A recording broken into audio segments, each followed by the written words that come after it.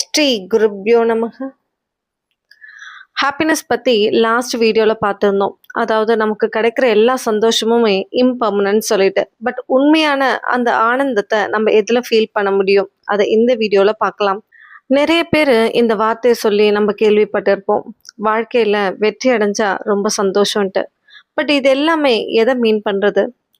ஸ்போர்ட்ஸில் வெற்றி அடையிறதா, இல்லை லைஃப்பில் நிறைய காசு பணம் சம்பாதிக்கிறது, இல்லை காரு பங்களா அப்படி சம்பாதிக்கிறது, இதெல்லாம் வெற்றியா? அந்த வெற்றியில் கிடைக்கிற சந்தோஷம் உண்மையாலுமே நிரந்தரமாக இருக்குமா? கண்டிப்பாக இல்லை. இதுக்கு ஒரு குட்டி கதை பார்க்கலாமா? ஒரு ஃபோட்டோகிராஃபர் தன்னோட தொழிலில் வெற்றி அடையணும்னு சொல்லிட்டு ஒரு கண்ட்ரிக்கு போயிருந்தாரு. அந்த நாட்டில் பஞ்சம், பசி, பட்டினி.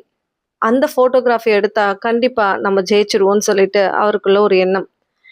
அப்படி ஒரு ஃபோட்டோ அந்த இடத்துல அவரால் எடுக்க முடிஞ்சுது. அந்த நாட்டில் பசியில் இருக்கவங்களுக்காக சாப்பாடு கொடுக்கறது வழக்கமாக இருந்தது. அப்போ அந்த சாப்பாடை வாங்கிறதுக்கு வந்த ஒரு 1.5 வயசு குழந்தையால் நடக்க கூட முடியாமல் பசியில் தவழ்ந்து வருது.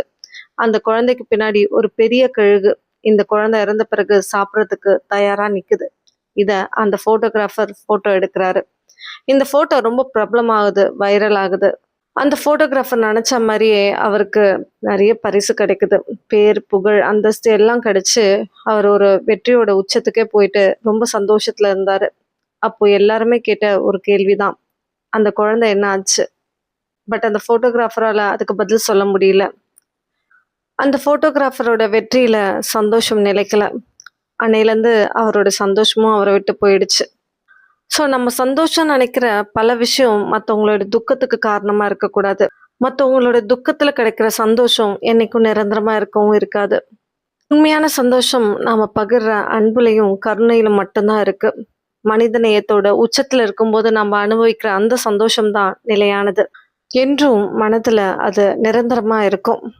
ஸோ இந்த வீடியோ இன்ஃபர்மேட்டிவாக இருந்தால் லைக் பண்ணுங்கள். இந்த இன்ஃபர்மேஷனை ஸ்ப்ரெட் பண்ணணும்னு நினச்சிங்கன்னா ஷேர் பண்ணுங்கள். என் கூட ட்ராவல் பண்ணணும்னு நினச்சிங்கன்னா சப்ஸ்கிரைப் பண்ணுங்கள். இன்னும் பல இன்ஃபர்மேட்டிவ் வீடியோஸோட உங்களை மீட் பண்ணுறேன். அன்டில் தென், பவந்து சர்வமங்கலம். நன்றி, வணக்கம்.